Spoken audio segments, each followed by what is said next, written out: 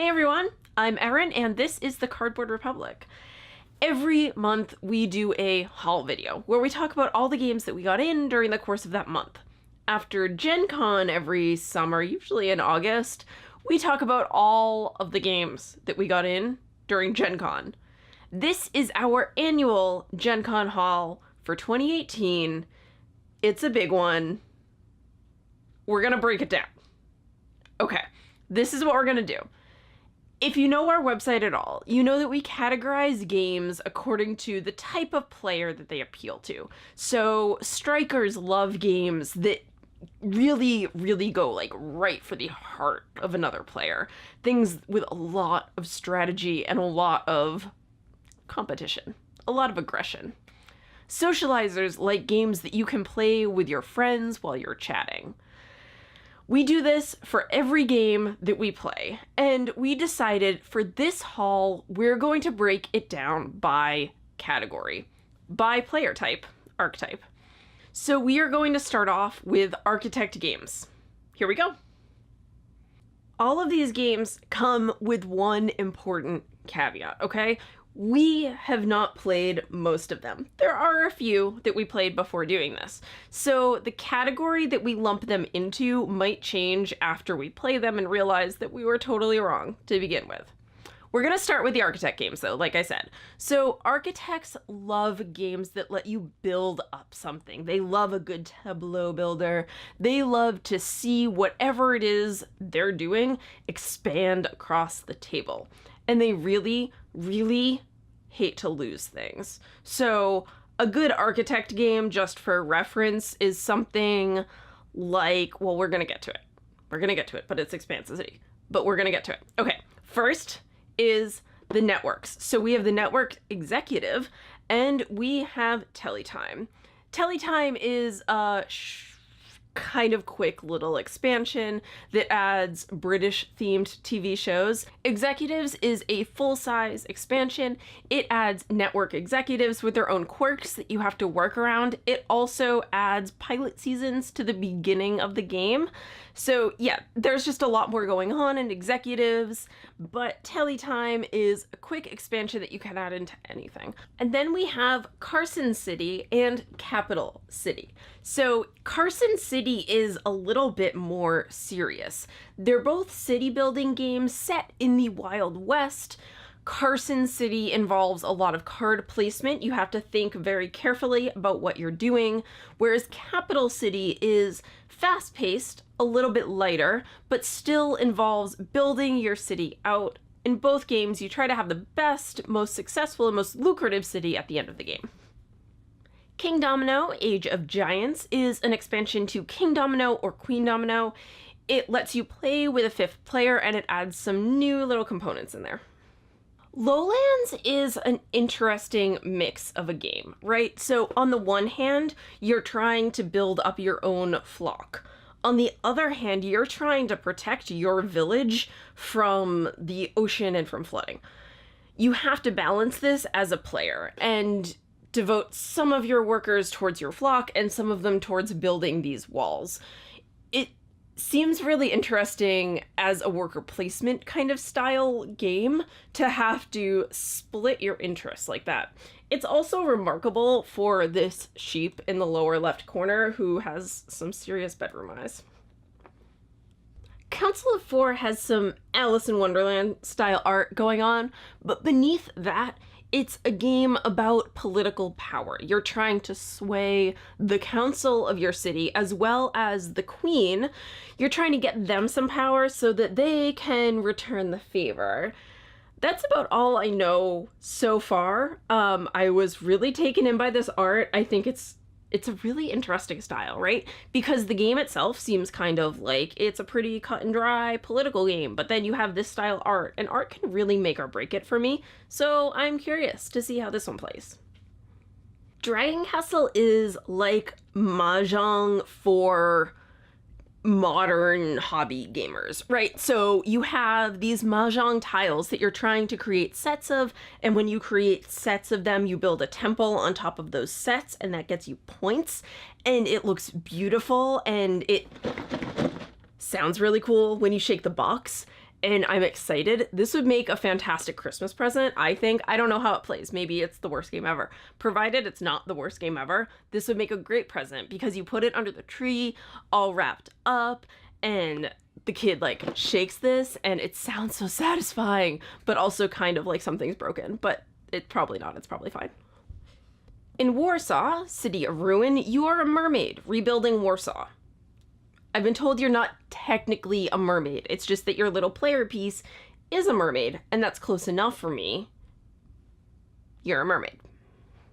Finally, the last two in our architect category are the most architect-y games I could find.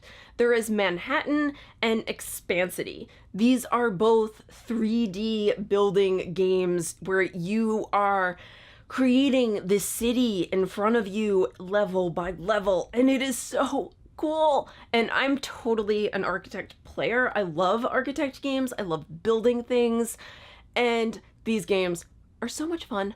Also, we have, in case you're curious, already created a mashup of the two. You can see it on our Instagram. Next, we have our Tactician Games. These are games that usually involve a lot of strategy, a lot of planning ahead and moving pieces and trying to outsmart your opponent. The ones they're closest to are probably striker games. The two are kind of two sides of the same coin, right? Tacticians love the long game. They want to outsmart you. Strikers want to just cut right through your ribcage. Anyway, let's get started with Tactician Games.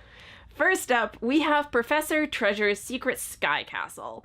This is a relatively light game for a tactician fair, but it is all about outsmarting your opponent. It's very puzzly, very thinky, very steampunky.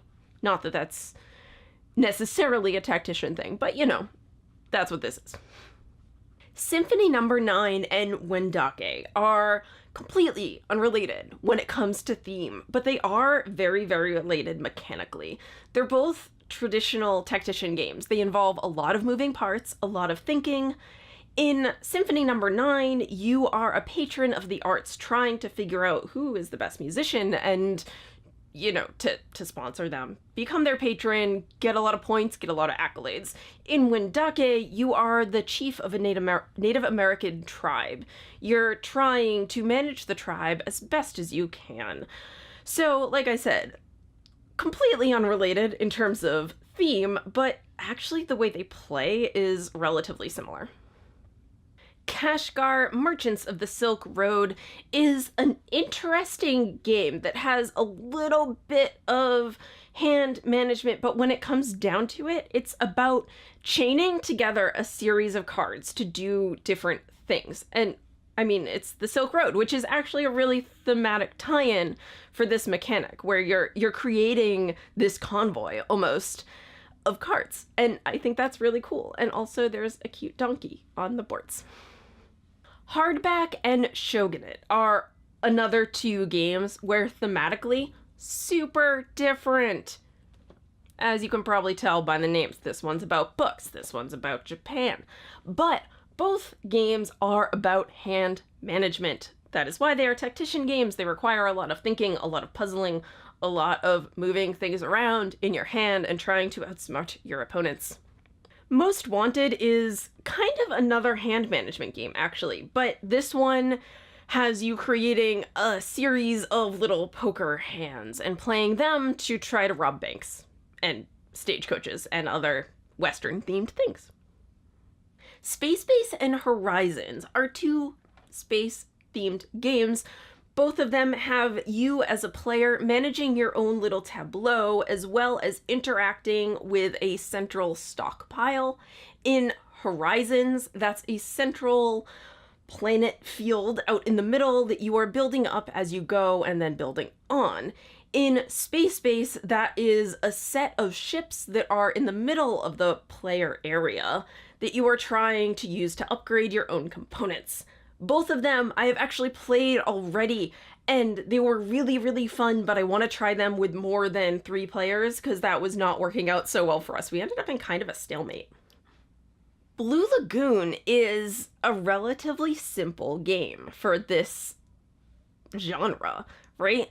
Normally, like we've seen, the Tactician Games are just really, really heavy and involve a lot of thinking, but kind of like Professor Treasure's Secret Sky Castle, this one is aimed at tacticians still, yes, but maybe on the lighter side of the tactician spectrum. This one has you playing as the chief of your tribe and trying to explore other islands. It looks really cool, and it looks like a good one to play with kids and with younger gamers who are starting to be interested in more complex titles, but maybe aren't quite ready for that big 4X game that you have planned. Caper and Gearworks are the last two Tactician games we got in during Gen Con. They are both relatively abstract and all about outsmarting your opponents. In this one, it's to heist some stuff, and in Gearworks, it's to build a bunch of really cool steampunky machines. Now we have the Socializer Games. These are all relatively light. They're the perfect games to play when you're just hanging out, when you want to catch up with friends, when you want to chat, but still be doing something, you know? It's not that they don't require any thought or any planning or any strategy. It's just that it's generally not quite as heavy as a lot of the other titles. First up, we have two Ice Cool titles. We have Ice Cool 2, which is it's Ice Cool 1. It's just different. It's just Ice Cool 2. And then we have Pyramid of the Penguin, which is a remake of an earlier game done up in the Ice Cool universe. So it's like kind of a cat and mouse style game. It's really good for kids. I'm excited about it. The art is amazing, and it stars the same penguins from Ice Cool 1 and 2. So many penguins! The island of Dr. Lucky is just Dr. Lucky on an island.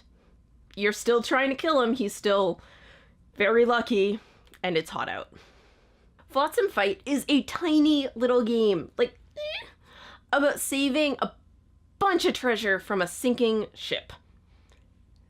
There's really not a lot more to it than you're just trying to save all your stuff while not saving other people's stuff. Let Her Go and Weird Things Humans Search For, yeah, that's the title of this one, are both party games about weird things people search for and writing things on a board, racing your friends. I don't like party games. These are not an exception. Speaking of things I don't like, social deduction games stress me out to no end. Here are two of them that I'm not going to play. Exodus and Don't Mess with Cthulhu. Ryan will play them with other people so that we don't argue. I don't hate every game though, just most of them.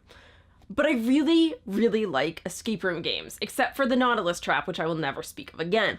So we got 3 escape room games at Gen Con. We have a Deckscape game and then 2 exit games, Sunken Treasure and Orient Express. We have already played through one of them. I'm not going to tell you which one. And it was really fun. And I love escape room games. And I got nothing else. I just really love escape room games, and I was so excited because I have 3 new ones. It's like everyone else gets to play their favorite kind of game over and over again, but with escape room games, you can only play them once, so I only get to enjoy my favorite games one time, and then they're destroyed, which is actually kind of beautiful, but also really sad. We also picked up this reskinned version of the game. The original art for the game was notoriously terrible, but this is so pretty.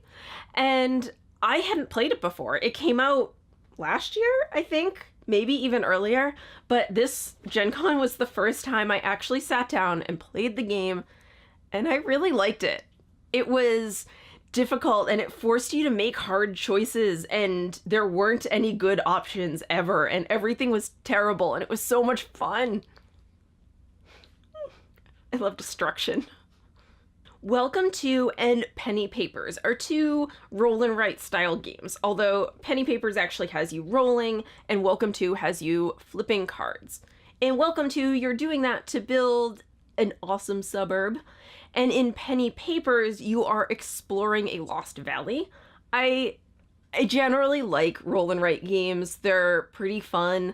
I never really thought of myself as a social gamer, but the more games I play, the more I just enjoy sometimes something relatively simple where you can just catch up and chat, and roll and writes are so much fun for that. Pikoko is a trick-taking game, but it's played Hanabi style, so everyone else can see your cards, you cannot. Also, I don't know if you can see this, but you play with these like really cool peacocks. It looks really fun, even though I don't like trick-taking games, but I do like Hanabi sometimes, depending on, I'm 50-50 on Hanabi, and like 25-75 on trick-taking games. I don't want to do the math, but we'll see. And finally, we have Dude and Orc Olympics. These are two games that are perfect for bigger groups. They're just kind of silly and fun. This one is about saying dude all the time, which I'm from Boston, so I do anyway. And this one is about competing in the Orc Olympics. You're an orc in the Orc Olympics, the Olympics. Come on, guys. Daredevil Games are all about taking risks. Daredevils love to roll dice. They love to do things you wouldn't expect. So if there's a player sitting there and you're like, ooh, according to the best strategy, they're gonna do X, and then they come out and they do like T, and you're like, what even is that? I didn't even know you could do that. And can we look this up? And that is a Daredevil. The ones who like almost break the game every time, not necessarily even because they're trying to, just because they want to see what happens if they try this thing. Daredevil. All right. So first up, Barbarian. This is an action selection hidden rolling dice sort of game about you're a bear. You're a bear, and you're building the best bear hood. The pun is in there. That one is not my fault. You're building the best one in the forest, but you're competing with all the other bears who are also building the best neighborhoods. I'm sorry, I can't help it. And so this one made it into Daredevils, but only by a hair. We decided to put it in Daredevil because, at least from what we can tell so far, there's a lot to it that can kind of reward players for taking a lot of risk, and that is something that makes or breaks a Daredevil game. We could be very, very wrong on this. I said at the beginning we could be wrong on any of these, but this one, like probably more than most, we could be very wrong on. I'm standing by it though. Jungle Law and The Legend of the Cherry Tree that blossoms every 10 years, and you don't even know how many tries it took me to get both of those correct. They are both kind of push your luck style games, though none not in that explicit choosing to keep going sort of way. In this one, you are rolling dice and you have to keep rolling, trying to gather more things. In this one, The Legend of the Cherry Tree that blossoms every 10 years, you are trying to draw items out of a bag. You have to keep going. You might get more items, you might not. So they both have a push your luck style reward of players who are willing to go the extra mile, but you could also get punished for that as well. Tulip Bubble and Trade on the Tigress are both kind of wheeling and dealing games. They both involve a lot of player interaction, and they both involve some kind of speculation. You have to decide when to buy more and when to get out of whatever weird tulip stock market you're in. I don't know what's up with the art of Trade on the Tigress. It's the only thing I can see when I look at it, but both look kind of intriguing to me. I think they should be fun. Now we have Immersionist Games. These are games that are all about the story, the lore, the theme. They immerse you in the experience. Get it? See what we did there? Okay. First up is a standalone expansion to The Captain is Dead. This is The Captain is Dead Lockdown. You are trying to hack into an alien prison. It's kind of a cool, like, Star Trek-y themed game. It's fun. Root is a game that takes those asymmetric player powers of Vast and moves it into a forest. You are playing as different species of woodland life, each with its own separate goals and powers and everything. You're all trying to control this woodland area, but doing it very, very, very differently. I've heard great things about this. I can tell just from the art that I've seen that it is very thematic, and this was one that a lot of people were walking around Gen Con with. Outlive is a post-apocalyptic survival game. You are managing a colony of people from across the wasteland, trying to build yourselves up, become the most successful, so that Convoy, a semi-secret organization with an underwater base, comes and collects you into their subaquatic utopia.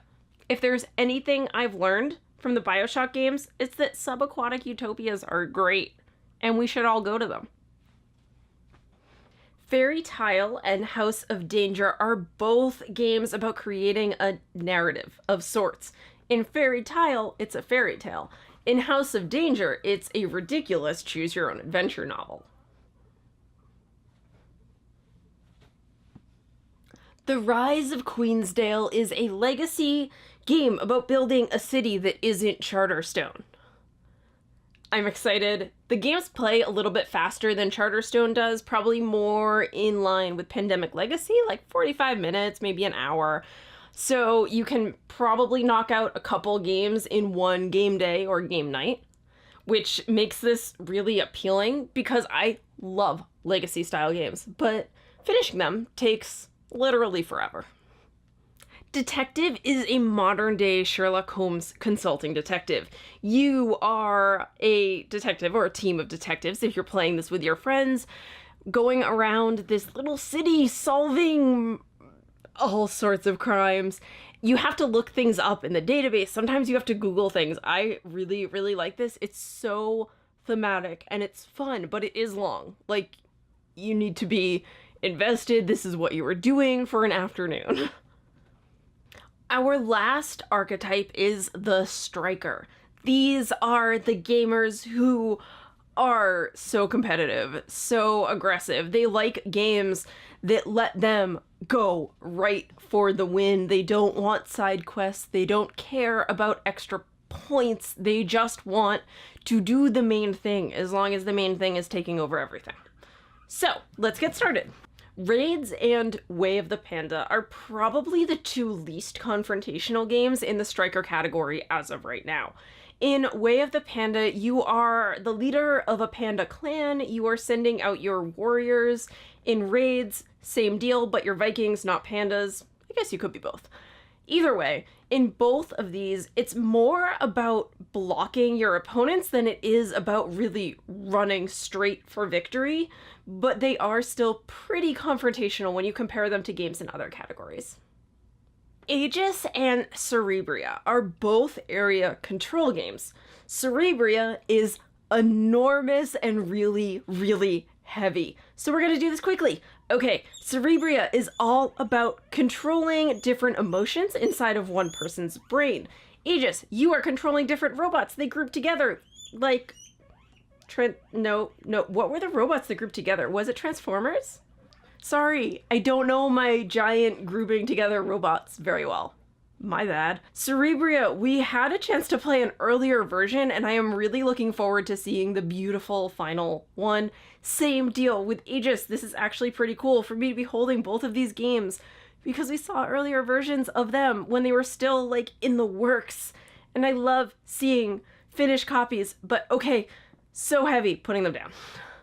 All right, now for something a little bit smaller. Thank God.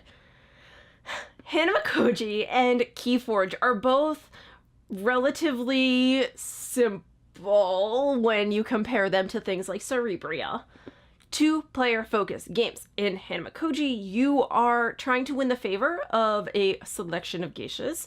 In Keyforge, this one was announced at Gen Con, and it made a big splash because the catch here is that every box has a deck that is completely unique from every other deck. And you play it as a deck. It's not like a collectible card game where you make your own.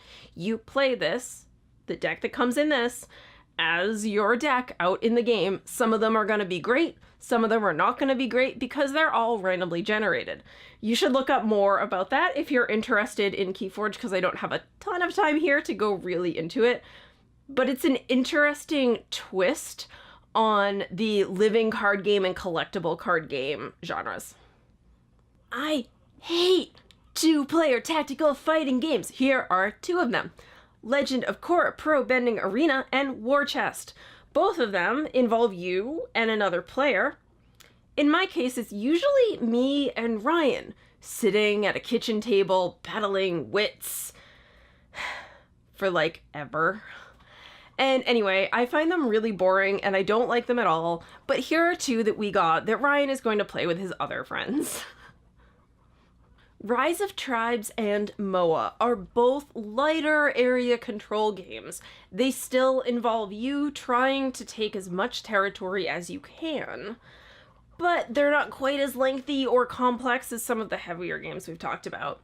So MOA has you doing this as the leader of a tribe of birds, and Rise of Tribes has you doing this as the leader of a tribe of prehistoric humans. Both, though, are kind of the same. Master of the Galaxy is a 4X game. You are expanding and exploiting and exploring and exterminating. I always forget that last one. You're doing that all across the galaxy. We put it in the striker category because it's a lot lighter and it's a lot faster than most other 4X games. That said, it will still appeal to people who are maybe a little more strategy-minded than your traditional go for the gut striker player. Again, we have that caveat with all of these games that we might play it and realize we were totally wrong, and that's okay. We'll fix it when we do the full review. We did it! Thank you so much for sticking with us through this whole thing. That's a lot of games. Generally, at the end of these Gen Con hauls, we stack up all the games next to me to see if I'm taller than the game stack, or if the game stack is taller than me. This year, the game stack is definitely taller than me, and honestly, I don't want to go stack up all these games. Some of them were really heavy. So we are going to call it Games Are Taller Than Me. We got a bunch at Gen Con. I'm excited to play most of them. I'm excited to have Ryan play the others with people who aren't me. So whether you were at Gen Con or at Gen Can't, which is kind of like the stay-at-home, play-along Gen Con convention, let me know below what your favorite games are lately. What's come out recently that has you really intrigued? Was it one of the ones we mentioned, or did we miss something? There were a couple cool games at Gen Con that I got to see, but we didn't come home with them. Believe it or not, there were some games at Gen Con we did not come home with. So I would be really, really, really curious and interested to see what you have on your tables. If you like what we're doing here, you can head over to Patreon and support us there. We also are found on Twitter at Cardboard News, on Facebook, on Instagram, and of course at cardboardrepublic.com. We'll be back again really soon with some more videos for you. Bye! First, we have Damn it. You have a ship full of treasure, but you have to be very careful about how you say that phrase. It just almost came out wrong. Please let me put them down. Where each player has a different role, different powers, and it takes it into a forest. The Legend of the Cherry Tree that blossoms every 10 years. I don't know which one to say first because they're both impossible. Okay. My hand is starting to hurt. Junglila. Fuck me. Because there's no R. Let her go and